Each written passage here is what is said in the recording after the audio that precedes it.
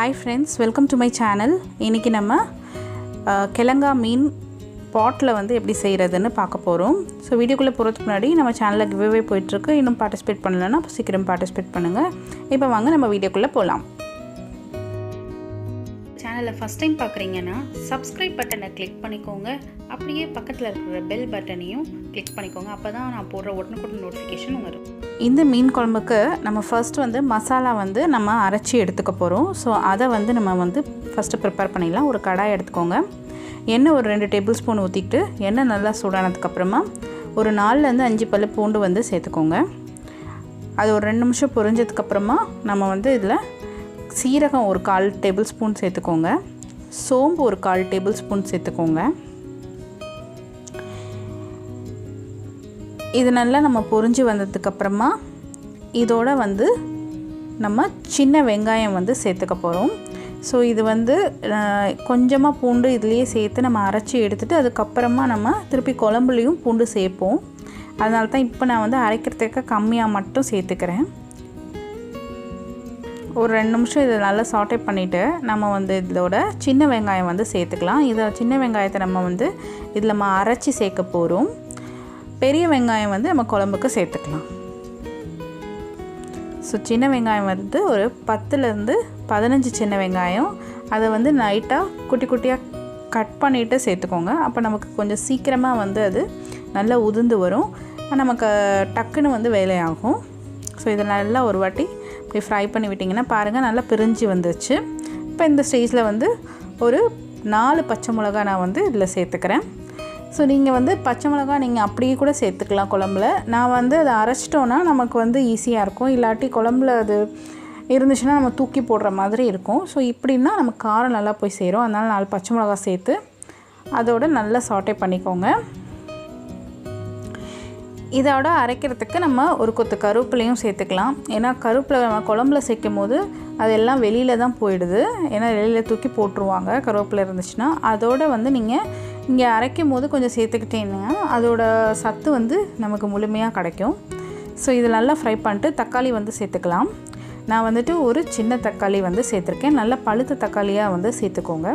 சேர்த்து அதையும் நல்லா வந்து நம்ம வதக்கி எடுத்துக்கலாம். இது நல்லா ஓரளவுக்கு மசிய வதங்கிடுச்சு. இப்போ இந்த ஸ்டேஜில் மசாலா வந்து நம்ம சேர்த்துடலாம். நான் வந்து குழம்பு மிளகாய் தூள் வந்து ஒரு 2.5 டேபிள் ஸ்பூன் அளவுக்கு சேர்த்துருக்கேன்.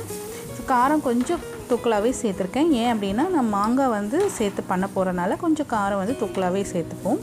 சேர்த்து இதை வந்து ஒரு 2லேருந்து 3 நிமிஷம் வந்து நீங்கள் அந்த எண்ணெயிலேயே நல்லா வந்து ஃப்ரை பண்ணி விடுங்க. ஃப்ரை பண்ணி அது கொஞ்சம் வந்து எண்ணெய் பிரியணும்.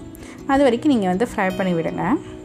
இப்போ பார்த்தீங்கன்னா அப்படியே கொஞ்சம் எண்ணெய் பிரிஞ்சிருக்கு. இந்த ஸ்டேஜில் வந்து நம்ம தேங்காய் வந்து சேர்த்துக்கலாம். தேங்காய் வந்து ஒரு 1/4 மூடி அளவுக்கு நான் திருவி எடுத்திருக்கேன். அதை வந்து சேர்த்துருக்கேன். அதையும் நம்ம வந்து நல்லா அந்த மசாலாவோட மிக்ஸ் பண்ணி விட்டுடலாம். ஒரு 5 மினிட்ஸ் வந்து அந்த தேங்காயோட லைட் அந்த வாசனை வர்றது மாதிரி நீங்கள் வந்து நல்லா மிக்ஸ் பண்ணி விடுங்க. நல்லா எல்லாத்தோட நல்லா மிக்ஸ் ஆகிடும். ஒரு 5 மினிட்ஸ் நீங்கள் வந்து இந்த கிரேவியை பண்ணிவிட்டு இப்போ நம்ம இந்த கிரேவி வந்து நல்லா மிக்ஸ் ஆகிடுச்சு. இதை வந்து நல்லா ஆற விட்டுடலாம்.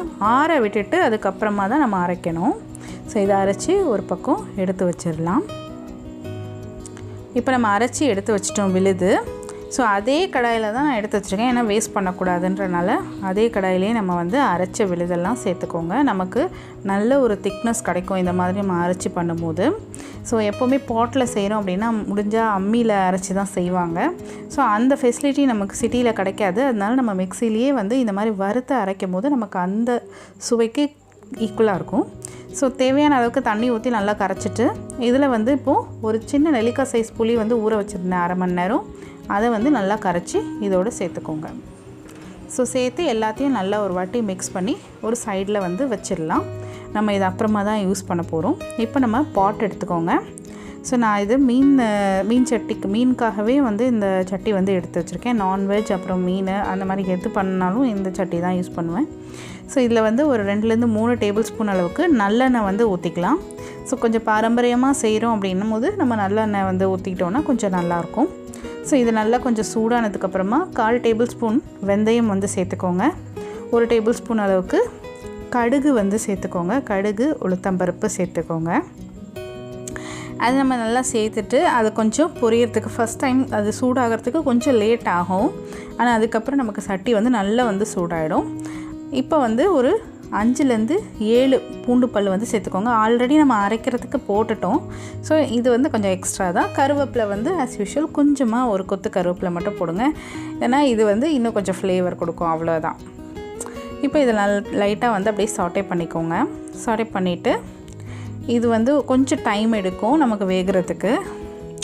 இப்போ இதோட வந்துட்டு நம்ம வெங்காயம் வந்து நான் சேர்க்க போகிறேன். ஒரு சின்ன சைஸில் பெரிய வெங்காயம், வெள்ளரி வெங்காயத்தை வந்து நான் சேர்த்துக்கிறேன்.